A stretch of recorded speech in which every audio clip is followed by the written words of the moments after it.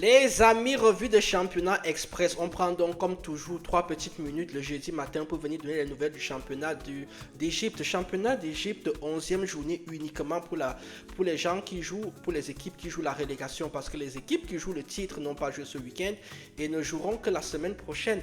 Donc, il s'est passé quoi? Il s'est passé des choses très intéressantes. Parce qu'à la 10e journée, ça veut dire en fait qu'on est à la moitié maintenant de la première phase. Ça devient donc extrêmement chaud et extrêmement compliqué pour beaucoup d'équipes. Allons donc voir ce qui s'est passé. On va commencer par Al Ittihad qui jouait face à El Gaesh, victoire de la Ittihad 1-0. National Bank of Egypt a été battu par Petrojet à domicile 3-2. Arras jouait face à Arab Contractor. Il y a eu 0-0 malgré le fait que Arab Contractor était à 10 contre 11 une bonne partie du match. Et c'est là que tu comprends donc que Arras c'est une équipe qui va aller en deuxième division. Parce que quand vous avez Arab Contractor qui est mal en point comme ça, là, qui est un adversaire direct en termes de points, il faut les prendre ce genre de points. Z a battu 3-2 Gazelle.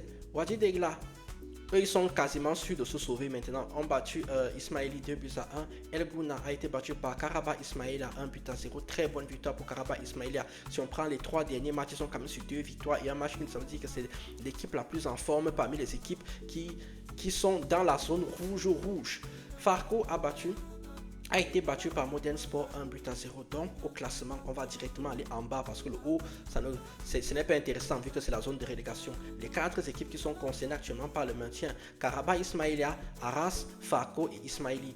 Ismaili et Farco sont vraiment dans le dur. Je dirais même que Arras aussi est vraiment dans le dur. Mais par contre, vous remarquez que Karabakh Ismaïlia a maintenant 30 points et n'est plus qu'à 3 points de Arab Contractor. C'est ce que je disais que si Arras avait pu aller chercher une victoire face à Arab Contractor, ça aurait peut-être pu changer leur destin parce qu'à 10 contre 11, Arab Contractor, ce n'est pas non plus des foudres de guerre. Donc, lors de la prochaine journée, pour les équipes qui jouent le maintien, d'abord, oui, lors de la prochaine journée, pour les équipes qui jouent le maintien, ce sera cette semaine. Ce week-end, on aura donc National Bank of Egypt face à El Gouna, Ismaili face à Z, Petrojet face à Modern Sport, El Gaes face à Farco, Karabakh Ismaili face à Arras. Vous voyez donc que c'est déjà un match très très important pour ces deux équipes-là, surtout pour Arras, Arab Contractor face à Wadi Degla, enfin Gazelle face à Al Ittihad. Vous likez, vous commentez, vous partagez, que vous demandez de plus, mettez toujours la morale, la justice et l'équité au centre de votre vie.